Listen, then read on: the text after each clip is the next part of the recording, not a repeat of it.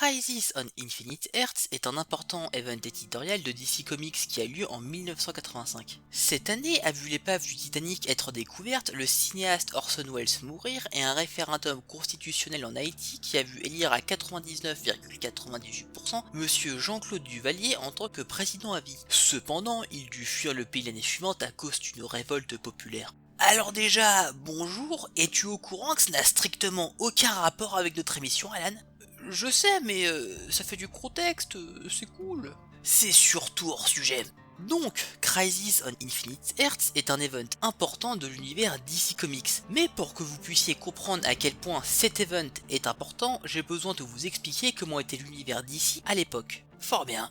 Mais pour cela, j'ai besoin que vous connaissiez le concept de continuité. Du coup, je vais vous l'expliquer. Du moins, je vais essayer parce que c'est pas gagné cette histoire. Tu peux le faire, Alan, je crois en toi. Donc, qu'est-ce que la continuité? La continuité est l'ensemble des éléments qui composent l'univers des super-héros d'une firme donnée. Le fait que Superman via Metropolis fait partie de la continuité d'ici, et ce fait pourra être référencé dans toutes les séries de l'éditeur. Ou chez Marvel, le fait que l'araignée, cet être si singulier, possède ses pouvoirs d'une morsure d'araignée radioactive. Bien que c'est un fait connu du personnage seul, c'est un élément qui fait quand même partie de la continuité Marvel, car cela servira de référence pour décrire le personnage. Mais la continuité ne prend pas en compte que ce qui permet de définir un personnage, mais tout ce qui permet de définir l'univers dans lequel il évolue. Par exemple, quand en 2006, Lex Luthor a été élu à la présidence, cet événement a été référencé dans toutes les séries d'ici, parce que cet événement fait partie de la continuité d'ici. Et même si une continuité étendue permet d'avoir un univers riche, cela a aussi effet de complexifier l'univers. Et étant donné que dans l'univers d'ici, plusieurs dizaines de héros et de séries partagent la même continuité, il est parfois compliqué de la garder cohérente et de ne pas la rendre complexe. Car l'on peut ajouter des éléments à une continuité, mais on peut aussi en changer, voire même en supprimer, comme l'avait permis l'event éditorial New 52, qui avait supprimé une grande partie de la continuité pour simplifier l'univers. Ce qui fait que des éléments de continuité passés ont été supprimés, comme le fait que Lex Luthor a été élu président. Cependant, cela a permis à d'autres éléments de continuité d'être installés. Comme le fait qu'un mec nudiste à la peau bleue fluorescente a posé son cul sur cette chaise. Et oui, c'est très important. D'ailleurs, le terme de continuité pourrait facilement être remplacé par le terme canon ou canonique, tellement ici leurs utilisations sont similaires. Et étant donné que le terme canon est un terme biblique, cela donne au canon une aura immuable et sacrée, et cela fait donc de la continuité une chose tout aussi importante pour bon nombre de lecteurs, car tout ce qui n'est pas canonique à l'univers ne fait pas partie de la continuité.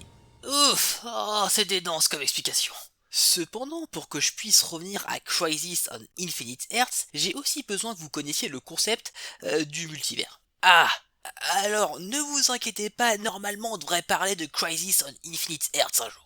Voyez-vous, l'univers d'ici est vaste et étendu. Il est né en 1939 suite à la sortie d'un magazine qui fera date, Action Comics, où l'on voyait pour la première fois le personnage de Superman. Très rapidement, l'éditeur créa une galerie de personnages qui pouvaient à l'occasion se rencontrer. Mais les années passent et DC Comics a besoin de renouveler ses personnages dans les années 50 pour redynamiser leur histoire. Cela sera chose faite en 1956 dans Showcase numéro 4 où l'on vit une nouvelle version du personnage de Flash. Suite au succès de ce nouveau Flash, d'autres héros ont eu le droit à leur lifting rajeunissant. Cependant, nous avons aussi eu le droit à une nouvelle génération de héros. Mais une question se posait alors, qu'est-il advenu de la première version de Flash et de tous les héros qui ont été créés lors des années 40? Julius Schwartz, scénariste de Showcase numéro 4, répond à cette question via une simple réponse, en disant qu'ils avaient vieilli dans une terre parallèle et continuaient à combattre le crime. Ce qui fit que l'on vit des rencontres entre les héros créés dans les années 40 et ceux créés en 56. Et pour simplifier les rencontres, il était défini que la Terre des héros des années 40 s'appellerait Terre 2 et que ceux des années 56, Terre 1. Par la suite, le multivers fut étendu au fur et à mesure via l'ajout de nouvelles terres, et c'est à partir de cet instant que je peux presque revenir à Crisis on Infinite Earths. Ah, vous voyez, je vous l'avais dit, encore un tout petit peu de patience, il va y arriver. Ce principe de multivers a été très utile pour intégrer des héros créés par d'autres compagnies, car en 1985, année de sortie de Crisis on Infinite Earths, DC n'était pas vraiment une compagnie mais un amalgame de 4 compagnies. Il y avait d'abord le DC Comics d'origine qui avait créé Superman, Batman et le multivers avec Terre 1 et 2. Ensuite, la compagnie avait acheté la firme Quality avec les héros Phantom Lady, Oncle Sam, The Ray et d'autres qui vivaient sur Terre X. Puis Fawcett avec Captain Marvel ou aujourd'hui Shazam qui vivait sur Terre S. Puis plus tard, Charlton avec La Question, Blue Beetle et d'autres qui vivaient sur Terre 4. Ce multivers, intégré à notre continuité, a fait qu'au fur et à mesure des années, les héros se croisaient, voyageaient d'un univers à un autre et faisaient référence à leurs anciennes aventures. Et au bout d'un moment, il était compliqué de savoir qui s'est rencontré, où et quand. Tout en sachant que je ne vous ai volontairement pas parlé de Terre 3, Terre Prime, de la Légion des super-héros et d'autres pour des raisons de simplification. Simplification qui est l'objectif de Crisis on Infinite Earths. Ah, vous voyez, il y est arrivé. Car le problème pour les nouveaux lecteurs était qu'intégrer une telle quantité d'informations n'était pas très attrayant. Et ceci, l'auteur Marl Wolfman en était parfaitement conscient et pensait qu'il fallait simplifier tout cela. Pour cela, il déterra à l'idée d'un ennemi qu'il avait eu quand il était lui-même un lecteur de comics dans sa jeunesse, et qu'il rêvait de voir une histoire impliquant la rencontre de héros à une très grande échelle. Il récupéra aussi l'idée d'une série limitée dans le temps dans laquelle serait écrite cette histoire. Et quand Marl Wolfman proposa l'idée à DC Comics de rénover son univers via une série limitée en 12 numéros, il fallut attendre seulement 4 jours pour que l'idée soit acceptée et que Marl Wolfman et son collègue George Perez soient en train de travailler dessus. C'est à partir de 1980 que le projet fut évoqué pour la première fois au public lors d'une convention à New York. Mais faire une histoire aussi complexe avec un univers aussi vaste demande du temps pour rendre le tout cohérent. Heureusement, les auteurs ont pu prendre tout le temps dont ils avaient besoin et au final, l'histoire sortit en 1985. Ok, mais elle parle de quoi cette histoire, Alan? Des mondes vont survivre, des mondes vont mourir, et l'univers d'ici ne sera plus jamais le même. Telle était la phrase d'accroche à l'annonce de l'event de Marl Wolfman et George Perez, Crisis on Infinite Earths. Une accroche qui reflétait les enjeux de l'histoire et les objectifs de DC, car l'event avait pour but de simplifier l'univers DC, et pour simplifier cet univers, il fallait supprimer le multivers, ou du moins une partie. Ah bah d'accord. Et cette volonté de supprimer les univers est physiquement introduite dans l'histoire via un mur d'antimatière entièrement blanc. Le fait qu'il soit entièrement blanc et qui du coup ne soit pas réellement dessiné a une portée symbolique. Car ce mur d'antimatière est comme une gomme effaçant le monde, créant ainsi une page blanche. Il faut comprendre une chose, c'est qu'un événement éditorial d'une telle ampleur à l'époque était sans aucun précédent. Alors les petits malins qui nous regardent pourront citer l'event Secret War de chez Marvel, qui est elle aussi une maxi-série en 12 numéros réunissant quelques dizaines de vilains et héros de l'univers Marvel sorti en 1984. Mais Secret War n'avait pas l'ampleur qu'avait Crisis on Infinite Earths et n'avait pas non plus les mêmes objectifs. Car là où Secret War avait pour objectif de vendre des jouets, Crisis on Infinite Earths avait pour objectif de faire le ménage. Effectivement, ce n'est pas les mêmes objectifs. Et ce ménage, les auteurs l'appliquent avec un véritable amour pour l'univers qu'ils transforment et cela se ressent à la lecture. Car pour faire une histoire d'une telle ampleur, il faut forcément beaucoup de personnages. Et malgré l'objectif de la série, c'est un véritable hommage que feront les auteurs au multivers et aux personnages qui y habitent. Même si ce n'est l'espace que de quelques pages, voire même cases parfois, ils essayent vraiment de donner une présence et une existence à chacun d'entre eux. Et en plus de ça, l'histoire parle de survie, d'héroïsme, et l'on assiste à plusieurs moments à de grands moments de bravoure. C'est cool!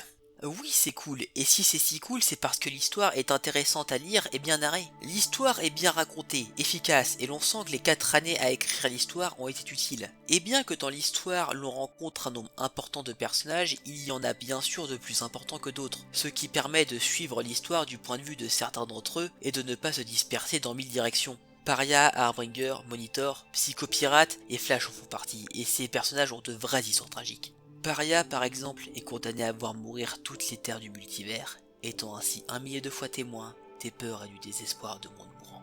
C'est tragique, effectivement. Mais au final, ce qui compte sur Crisis on Infinite Earths n'est pas ses raisons éditoriales, mais l'histoire que le récit nous raconte. Et Crisis on Infinite Earths est une bonne histoire, extrêmement remplie avec beaucoup de détails. Il règne sur l'histoire une ambiance de fin du monde et de désespoir, avec des héros confrontés à des événements qui les dépassent grandement, et un ennemi qui a une grande longueur d'avance sur eux. Ce qui nous permet d'assister à des réels moments de bravoure et d'héroïsme avec des héros qui se battront jusqu'au bout pour repousser l'inéluctable, quitte à en mourir. Car oui, des héros vont mourir pour sauver l'univers, dans une histoire où la survie de leur monde sera constamment remise en jeu et où ils seront toujours sur le fil.